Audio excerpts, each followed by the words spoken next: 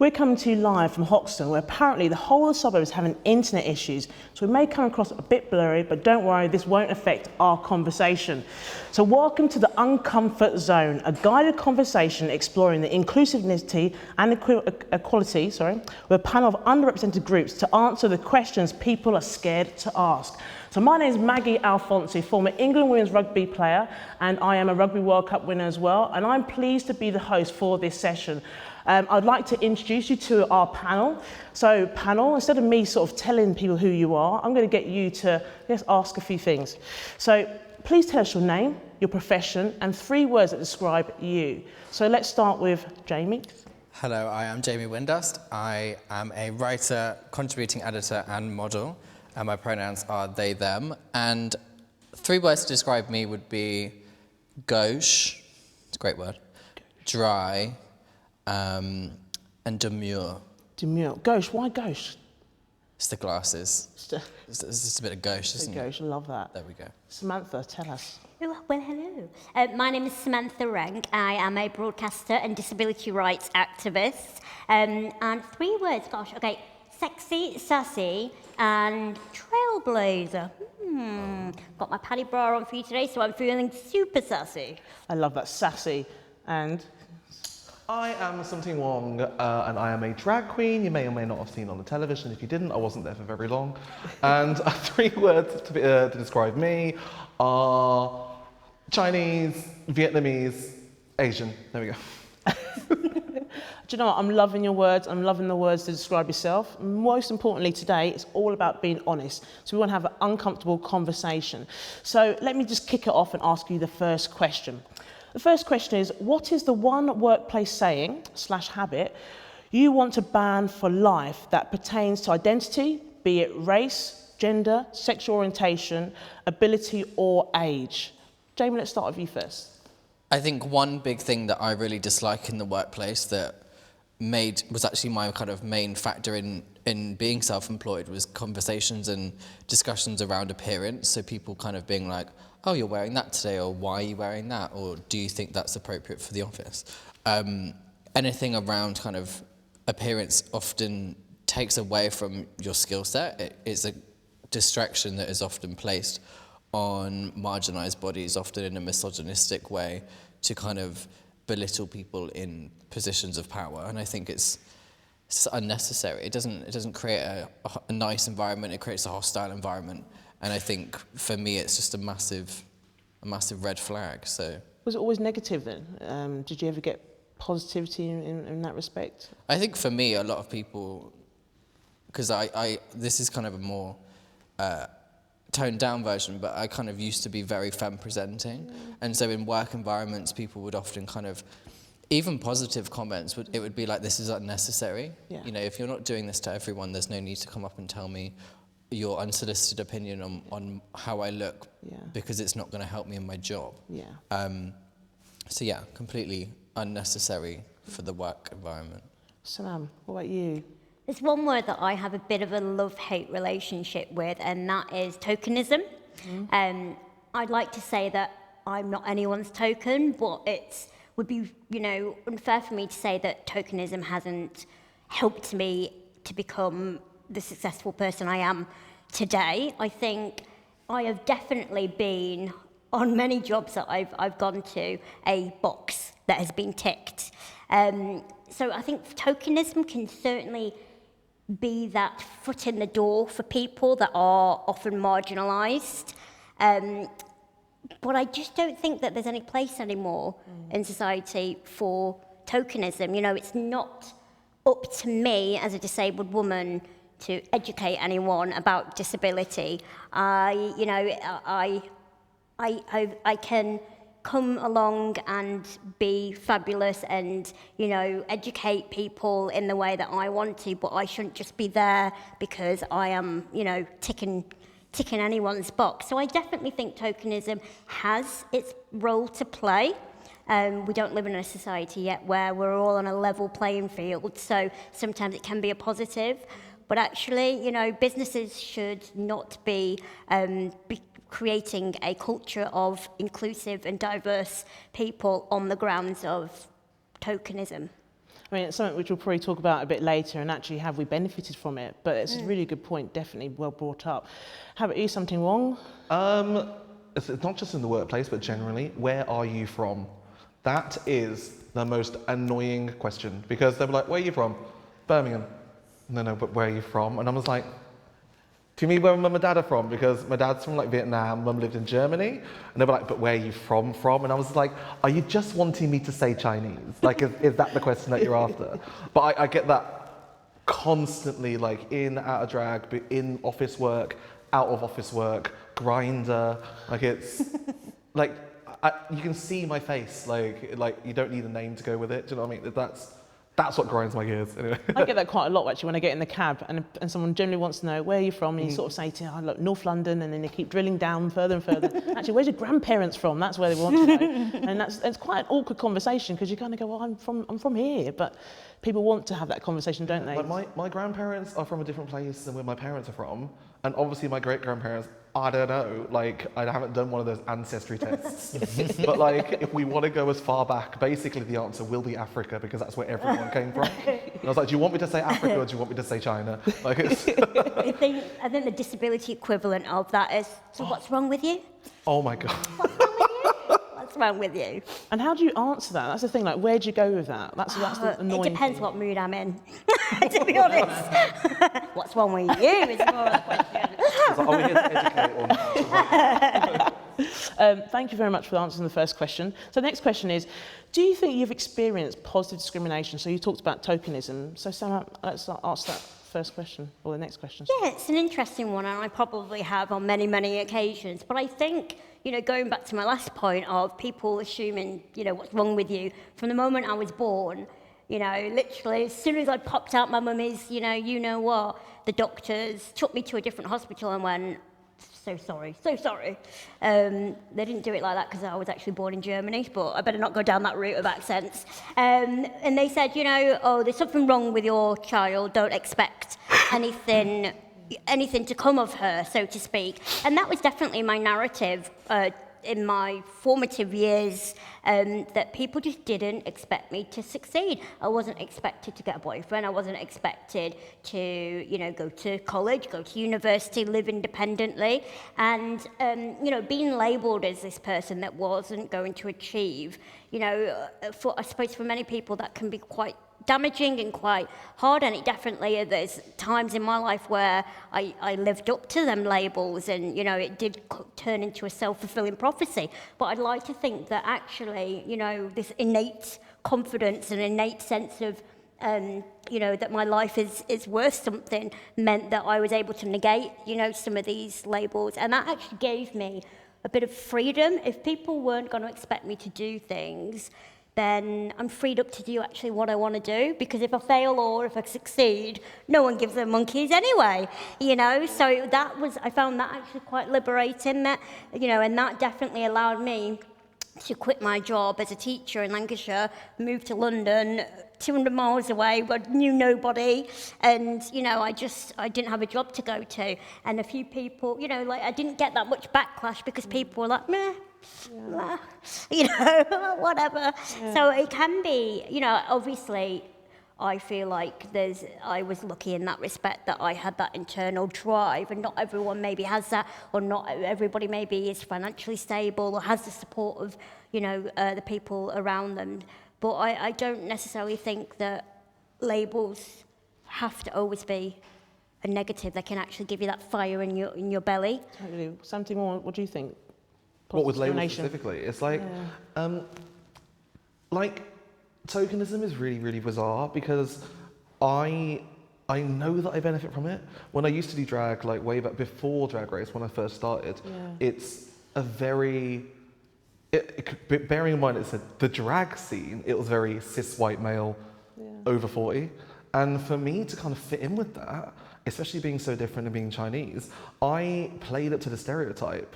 Like, my name in drag is literally Sum Ting Wong. And that name came from, I think it was the news report that got, it's a news report meme that got around, was like the captain's name was Sum Ting Wong, the other passengers, like the other flight attendants were called We Too Low, Holy Fuck. And like, it was like a spoof thing, and I was like, I want to take that and reclaim it. Yeah. But originally in my act, I used to put on a Chinese voice. I used to do like typical jokes, like I used to sell DVDs, like that kind of thing, like stereotypically Chinese things that are racist. And the thing is, like, there was a moment of clarity that I had one day on stage. I was doing the jokes and I was like, I claim to be reclaiming it, but the problem is I am just perpetrating the stereotype that you all have. So I literally have spent my whole drag career kind of turning it on its head. So people are like, oh, her name's Sum Ting Wong. And it's like, oh wait, she can actually sing, she can tell jokes, she's a performer. She's a performer because she is a drag queen rather than, oh, you're just doing Chinese things. Yeah. But there are loads of other drag queens as well. I know a queen who is Colombian of descent. And in the same way with me when she first started, she would do jokes about being a cocaine dealer. Like, and all these like things that are stereotypical to people of her race. And she would, and I see the dichotomy of her persona and then her online. Because online she's like very much in the same way with me, fighting for like, justice, like POC rights, things like that. But then on the other hand of this, she still perpetrates all of these negative stereotypes. And I feel like it's an easy out for a lot of people. Like I still do it to this day. Like I'll pretend that I can't speak English because people think that I can't speak English because I'm Chinese. And it's like little things like that that I have only done because I used to work in a Chinese takeaway. Yeah, like as stereotypical as it was, I worked in a Chinese takeaway from the age of 3 all the way till 18 because I didn't know any better and I didn't know it was legal. But but like I literally live the stereotype. I eat rice every day. But these are things to me that are mine, and this is me like letting people know. So it's like I am like a token, and then when people hire me for things, they're just like, oh, you're actually not just Chinese. So it's nice to give them a little surprise, I guess. Jamie, what do you think? That's a bit of a balance, isn't it, between sort of, I guess, adding to our discrimination, our positive discrimination, and there's the whole accepting the embracing of the tokenism. Do you think we should embrace it more? I think with tokenism, one important thing is the companies and brands and the media, when they tokenize people, I think they often don't think that the people being tokenized know. And I think they think that we should be really grateful for the opportunity, or that, you know, they don't realize what's going on. But, you know, we're very clever people, and we have that experience a lot of the time, so we know what's going on. So I'd say to elevate it and to turn positive discrimination into something that can open the door for more is to actually allow us to be in the room, but then also allow us to take over that room and create our own tables and put people that we know will do the job at that table. So for example, like jobs and campaigns that I've worked on before that have done it right have hired a full creative team that is trans, or hired a whole LGBT creative team, because they know that if they want to utilize this community's voice, they need to do it in a way that is authentic, rather than just, you know, plopping one in. So yeah. Sorry, Sam. Yeah, no, I mean, that's really good. It's that whole thing of, I think that's what I've definitely done. It's like, if you're like stupid, or to think that I'm so naive, that because once I've got my foot in the door, you ain't gonna get rid of me. And you know what? Now I'm here, things are going to change, you know? So I think it's that attitude. And sometimes it's quite important to make sure you have a bit of positive discrimination, because you get one foot in the door, and hopefully you create opportunities for others to follow you, which is really important in terms of what we want to try and achieve.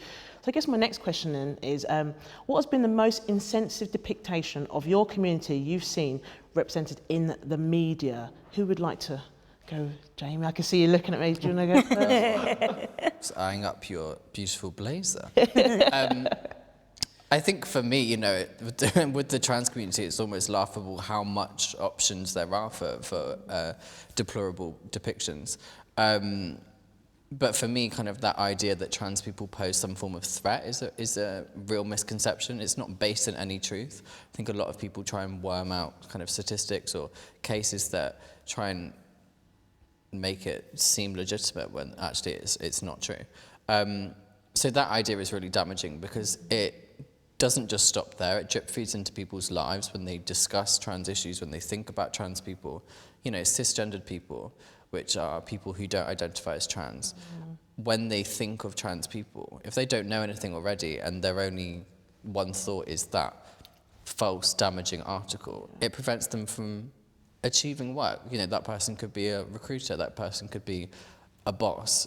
That person then will, unfortunately, often use that bias in their work and in their life. So it's an incredibly damaging kind of process, but that's my depiction. It's a shame, isn't it? Because the media almost fills a gap where people don't have education or understanding around that area. Sum Ting Wong, what about you? What are your thoughts on the media? Like, to pull on the fact of like trans discrimination, it's unacceptable, and it's unacceptable, and it's always been unacceptable because there is like in the same. It's this. I guess it's why it falls into the LGBT plus umbrella. Like no one chooses to be trans. Like no one chooses to be gay, and no one chooses. Like, in all honesty, no one really wants to choose to be anything that makes you stand out. But, like, it's so, like trans issues and things have been so important. It's just people trying to live their lives. And when people with such a huge platform, as we've seen on Twitter, as we've seen on social media, who actively attack an already marginalized community and spread kind of, like, hate and distrust and things, because, like out of all of the marginalized communities, trans people get killed every day, and it's just, and it's not it's something that we know in like the LGBT community, LGBT plus community, but to what they're portrayed on the media, like trans people are dangerous. Oh, they're just men wearing women's clothes to like get into toilets. And by the way, women's toilets are a lot better than men's. Don't piss on the seat. But that aside, it's just like for me personally, like I got like double barreled, like Chinese and also a drag queen. People just think I put this on because I want to be like, let's get into the loose. But it's just like it's down to the portrayal of what's seen in the media, because that is what people see, and that's like the first sight that people will see. So when people see things like Drag Race, when people see trans people on TV, when people see people with disabilities, they're just like, oh wow, people like this exist. And like we are just living our lives as normal people, and it's so weird to see so many people against it, and that's what's really like. I guess it's why things like this need to happen. Like we just have to show like our side of things. Totally. How about you, Sam? Yeah, I mean, it's a really interesting one. I've experienced positive and negatives. I think, you know, broadcasters definitely have a duty of care, whether they want to admit they have that or not. What you put out there can reach an enormous amount of people, and it can be quite damaging. With regards to the disability community, we have something that we call the disability paradox, and that is that actually most people assume that a disabled life is not a life worth living. You know, that I must be miserable, I must sit in bed all night and cry and go, I really want to be cured, I'd love to walk. I mean, I'm not being funny, but I get carried around everywhere. I get chauffeured around. I don't do underground tubes. I mean, it's not accessible. But that is not a bad thing, you know? My life is fabulous, and that needs to be represented on media. You know, we've seen, I mean, I hate that film, Me Before You, you know, and I've certainly, as an actor, I've been put up for roles that are, right, you're unlucky in love, you're suicidal, you're miserable, you don't have a job, and you live at home with your parents. Like, I mean, we're all laughing, but that is, honestly, up until very recently, they were the jobs that I was being, you know, offered up. It's probably why my acting didn't go as far as I wanted it to go, because I kept saying I'm not comfortable, you know, doing that. So I think we need to have more authentic representation. I mean, at the moment, there's a story on Emmerdale about, you know, the decision to abort a child with Down syndrome, and I'm all for, you know, tackling really taboo, hard-hitting topics, because there will be people out there that will resonate with, and they're probably going through that. But unfortunately, we don't live in a society where we have enough authentic representation. So until we get to that point, until we can turn on our television every single day and see someone like me, like you, we need to hold off on these rather damaging storylines. And you know, the community is something nothing about us without us. And I'd like to think that any of these storylines, you know, someone with a disability has been consulted, you know, before they actually go ahead, because it just blows my mind when it's like, well, we're going to do this story on disability, but we've not talked to anyone with a disability. We don't really care if we've got to annoy anyone with a disability or insult anyone. So it's about, you know, getting the disability community completely involved with the decision making, and then maybe we won't be having conversations like this. Totally. And that brings me on to my next question for you, Sam, is, so you made history as one of the first disabled women to appear on a national advert, in the Maltesers advert in 2016. Have you seen a shift in how people with disabilities are treated, I guess, in the media? Well, first of all, I don't have any chocolate with me today, so I'm really sorry. I just like carry it everywhere I go. And actually, you know, that was only in 2016, which is only 4 years ago. So if we think about that, that's actually quite depressing, you know. And yesterday was the 25th anniversary of the Disability Discrimination Act. So that basically means, I was even thinking about it, I was 8 years old before this country deemed me as being someone that deserved equality and civil protection. So going back to your question, you know, as an actor, I got put up for this role. I wasn't just like grabbed from the street just because I was a chick in a wheelchair. You know, I went through the process. I went for... Was it like a casting looking for people with disability? Was it just... Yeah, so, I mean, I actually was on the original, they did a round table to talk to people with disabilities about storylines. So the whole process was very centred on getting authentic stories. So, and then I went for the audition, I went for a callback. So it was quite rigorous. And I was just a bit like, oh my goodness, I'm going to be on a national, you know, commercial. I'm going to get paid a shitload of money, you know? So I was like winning. I think for me, it was a bit of a paradox because I received a lot of online hate. I got trolled like mercilessly, like it was just horrendous. Like people saying I should kill myself, I make them feel sick, I'm vile, I'm not a real human. But on the flip side, I go down the street and people wanted selfies with me, so it definitely broke down barriers. But I think it's really funny that those people that targeted me online, I ended up writing a story and selling it, and then about the trolls, so it actually worked out fine for me in the end. Did a lot of TV coverage. But, you know, a lot of these people were disgusted by seeing someone like me, and I genuinely think that is because people like me are not supposed to succeed. I am not supposed to be going on red carpet events, getting my photo in the newspaper. I'm not supposed to be making money. I'm not supposed to be looking fabulous. You know, I am the person that used to bully at school. And I think that rubs a lot of people up the wrong way. You know, maybe a hint of jealousy. And can you be jealous of someone in a wheelchair? Too right, you can be jealous, you know? It's interesting, though. So I'm from the world of sport, and obviously the Paralympics, which took place in 2012, obviously in London. You know, there's been a massive shift in how people, you know, again, perceive and portray people with disabilities, and it's done such good. But at the same time, you still have got some people who just have a negative attitude towards almost seeing somebody on TV who has a disability, who's doing really well for themselves, and actually can't accept it, which is such a shame, considering what we're trying to change the dial on that area. Jamie, I'm going to go to you now. I'm going to ask you another question. So, Jamie, you identify as non-binary. What is the significance of a pronoun, and do people generally respect yours? No.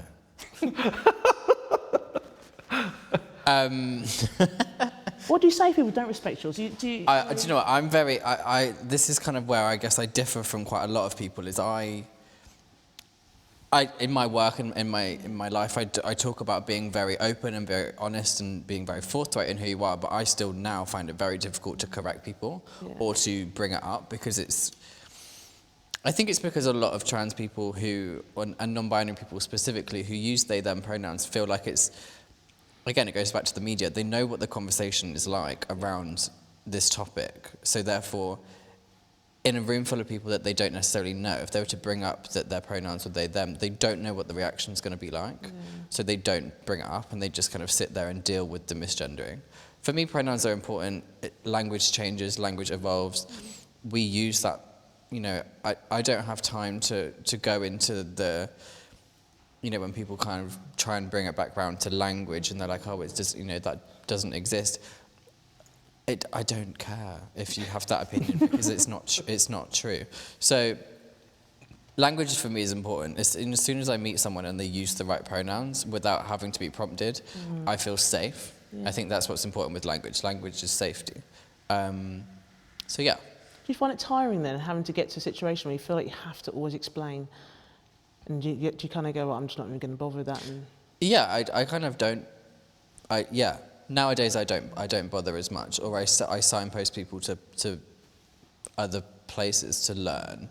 You know, it's tiring to have to explain that all the time. And there are times like, you know, now for example, where I'm happy to do that, and there are periods of time where we all will be like, right, I'm going to educate people in this spot now. However, you know, when I'm at home watching Strictly, I don't want to be telling you about what pronouns I'm using. I was going to call you and everything. I'm like, but it does make you think about when you talk about educating people. You know, people make it the assumption that it's your responsibility to do that because you're a certain way. You have to do that, and really sometimes it's not the way. No. I'm sorry, go on. Yeah, no, not at all. I mean, like, you know, we all have points where we will be like, I'm going to educate you now, and I think to often ask marginalised bodies to educate them just because they share their lived experience doesn't actually hit the nail on the head. Totally. It doesn't make any sense. Yeah. Language is really quite in-depth in the disability community, so I would say I'm a wheelchair user. I'm not wheelchair bound. I might get bound to my wheelchair on a kinky weekend, but that's a different, matter altogether. But, you know, at the moment we're talking about, you know, able-bodied and non-disabled. What do you use? Now, I'm not, you know, I don't have time to go and tell everyone about the social model of disability, which basically means that, you know, it's my environment that disables me. So actually, I am able if my environment allows me. You're not going to be saying that when you're in a cabbie, you know, and they go, oh, able-bodied people, you know, you don't have time. And I think the trouble I find at the moment is the disability community is actually fractured when it comes to language. So to get anyone else actually using correct terms is difficult when we don't agree on most things. So I think it needs to be a very gradual progression, and it maybe shouldn't be too shoved down people's throats. I suppose it needs to be a bit more organic. I feel. It's interesting. Same like, you know, see, I'm a BAME person, someone with black and ethnic minority, and it's same like the language that you use to describe someone of my colour. And actually, for me, I might have a certain word, but others, people within my own community, might see it completely different, and I take offence of what they're saying. So we almost have to be together, but it's really hard to say that our community are all together when we all have different lived experiences. But the same thing happens in LGBT plus community. Like I found some of the worst culprits of misgendering have been within that community. And I was just like, you have a duty of care, but a lot of people just don't care. Like I think in a lot of communities, it's like everyone talks about like infighting and stuff, but it's just like, just be a nice person. It's not that difficult. If you want to be called like they, them, then listen to them. Like that's like saying, hi, what's your name? I was like, hi, my name's Alex. And they'll be like, okay, Stephen. Like like you have no reason to like disregard them completely like that. I think it's just rude. Like obviously it is. Egos get in the way. So I'm going to come back to you, Sum Ting Wong. You've previously spoken out about receiving racial slurs in the LGBTQ plus communities. Yes. Especially in reference to the brown and black stripes being added to the pride flag.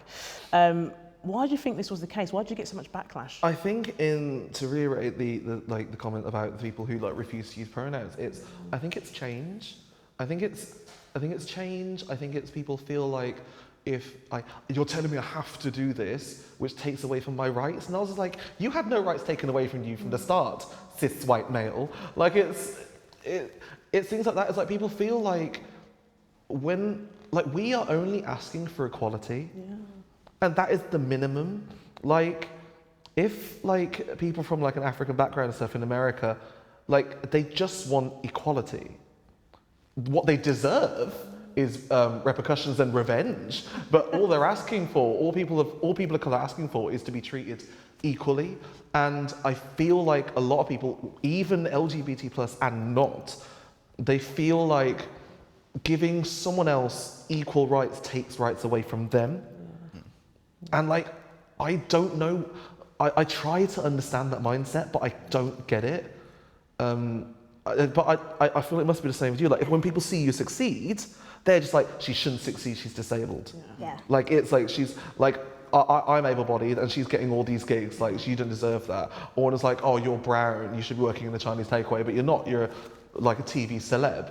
Like, it was like, you're trans, you shouldn't be an editor of a magazine. Like, you don't deserve that. I deserve that because I'm a white male. Like, it's, I don't know, it's years and years of people being given their way, and then now that people are becoming more progressive, and people are like, not just giving us opportunities, but just treating us like instead of just giving opportunities, like treating us as the same as anyone else going for a role. Yeah. And I feel that is fear, and I feel people are scared of that. Totally.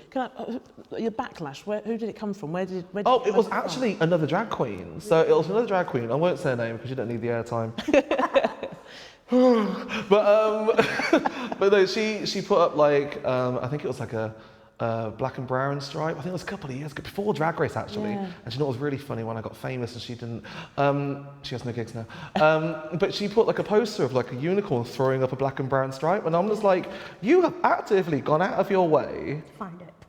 to make this a thing. And then we delved into her Facebook even further, and there's pictures of her kicking black people into like a zoo pen with chimpanzees. Yeah. There was like pictures of people with like burqas and stuff, and I was just like, ugh, there are bad people in every marginalised community, and I was like, that's just another one. But it's like, if anyone wants to add a black and brown stripe, it is, like I said, it is wanting representation. And if us as an LGBT plus community need to do that because people who are POCs feel left out of Pride, then do it. Like, it's the least someone can do. And the fact that someone is actively against changing something that was made up, bearing in mind, it's like I said, it's like I feel like it's them feeling that they're losing some sort of rights. And it's fear and anger, and it gets like kind of like zoned in on something that isn't even about that at all. I've spent like I said, we don't need to educate people. Like, people should educate themselves, but I have spent hours talking to people who I have worked with to say, this is the reason why this exists, and they still message back and say, well, I think it shouldn't change. And I was like, you're a horrible person, and hope you lose more of your hair. It's things like that. But I was like, some people, it's so bad to say some people can't be helped, because it is just an education thing. Like, I don't believe people are inherently bad. Apart from Trump. But I don't believe people are inherently bad and people can learn, but when someone refuses to learn, I feel like that's the step. I totally agree with you. I mean, that sort of segues a little bit into organisations in terms of what they're doing well. So I guess the question is, which businesses and organisations do you think are paving the way to create inclusivity and equality? Sam, what do you think? So ones that spring to mind for the disability community is definitely the Valuable 500. So they are working with big companies, organisations, so it's a spin on the 500, the Fortune 500, to encourage more disability representation. Purple Go agency is also there to encourage more on-screen advertisements with disabled people, and obviously me. But it's just good to see that organisations are actually being positive about it. I mean, Jamie, is there anything that you're aware of? I think for me, it's LGBT-specific groups that are for us, by us, are the most important. So Gendered Intelligence is a great group that tackle media stigma, tackle kind of youth work, and making sure that services for young people are there. I'm an ambassador for the Albert Kennedy Trust, which is a LGBTQ plus homelessness charity, and they have been a really great group that have highlighted, especially this year, resources for so many people, having to stay in lockdown, not having a position where they can leave home if they need to. So they've been great. And then looking at brands and stuff, I think just any brand that hands over the reins, specifically with LGBT campaigns, if you hand over the reins and give people the opportunity from that community to do the job themselves, that's a win in my book. Sum Ting Wong, is there any organisations, businesses that you think have done a good job? I feel like in the same way, I feel like everyone should do it. Yeah. And I don't think we should give praise to people that do it because it should be something that's completely normal. But I will praise a company who does it outside of Pride or outside of a time that it's popular. But yeah, I'm happy that anyone does it outside of Pride or outside of any time it's popular. But like, for me, like it's not the brands, it's like the charities and things like Albert Kennedy Trust. They do so much, Mermaids Transgender, and also Not a Phase, like started by a beautiful trans friend of mine. And it's just like, it's making LGBT trans issues the norm and completely normal. And it's just like, it's getting things and it's rustling feathers, it's making people talk about it. And I think like even things like this is perfect for that. Thank you, guys. I mean, I've got a question from Alan, so thank you, Alan. So what would be the better question than where are you from? Tell me about yourself. That's the other bit they've put down. So what would be a better question? What would be a better question? Not even needing to ask. Yeah, just don't ask. Yeah, like, what's the better question than where you're from? If it was like, not even I have spoken to like you three today. At no point have I asked you what your heritage is. It's a null point unless you are, I don't know, a geneticist who's really interested in my background. Brilliant. If you're asking because you're trying to fetish my race, then go away because that's also not okay. So it's so bizarre. It's like a question that people are like, well, if I can't ask that, then what can I ask? And I was just like, I don't know, like, what did I do today? Yeah. Or like, or what did I watch on Netflix? Because I guess everyone has Netflix. Yeah. It's so bizarre because it's a question that no one needs to ask. It's the same, yeah, it's like, Sam, so bizarre. I think my advice, because I get, can you have sex? Can you have babies? Can you walk? Do you want to walk? You know, what's wrong with you? And I always advise, you know, if you wouldn't ask a non-disabled person that question, then don't ask someone with a disability that question. Yeah. You wouldn't go and ask, you know, someone, what's your favourite sexual position? But that's a question I've been asked by a random person, you know. So if you wouldn't do it in normal circumstances, why on earth would you then think it's okay for someone with a disability? And that's my rule. Alan, if you're listening. It's crazy that people sometimes have the audacity to ask you questions which are really, you know, on the edge, which you wouldn't ask any other person that question, but they make the assumption that it's okay to ask you and that you'll give them the answer that they want. Or, you know, I think it's bizarre, but at the same time, there's a part of me that says for some people they're trying to be curious, and maybe is it good? Not kind of questions like that, but is it good that they're asking you questions to find a bit more about you? Not in those kind of questions, but you know what I mean? But people could use Google for that because I'm not gonna.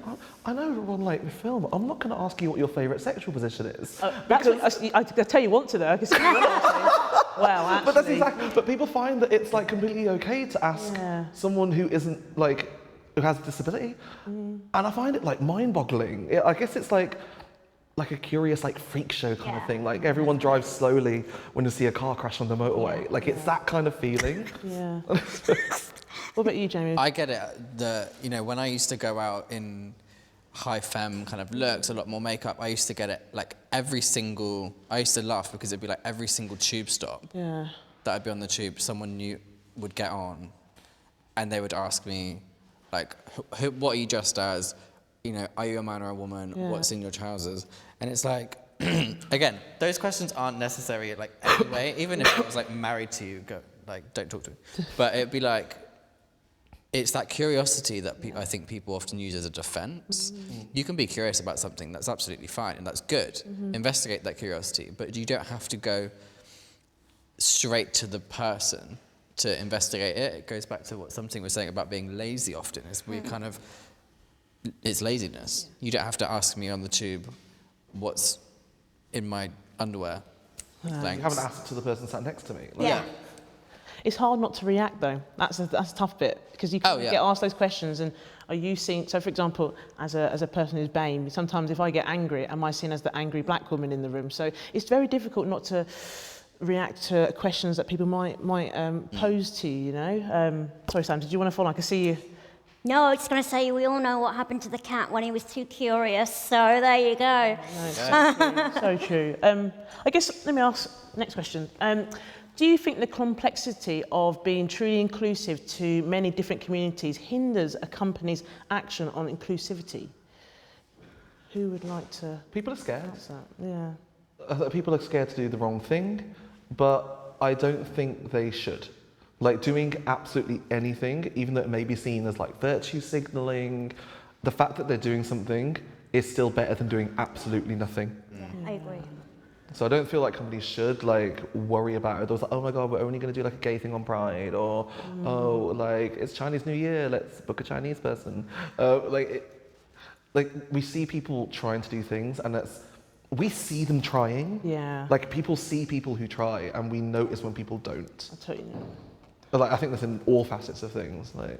Well, I'm going to have to end the conversation there. Do you know what? It's been an absolute pleasure to talk to all three of you, and I love your honesty as well. I know it's never easy to be honest about situations like when we talk about inclusivity and equality, but it's been an absolute pleasure, so thank you. Thank you. Oh, no, very much. Wonderful. And I guess thank you for listening. This has been the Uncomfort Zone, brought to you by 4-9. 4-9 are championing the stories that need to be told and the voices that need to be heard. So follow us on social for more. Thank you very much. Again, it's been a pleasure. A round of applause to you all, and enjoy the rest of your day. Thank you.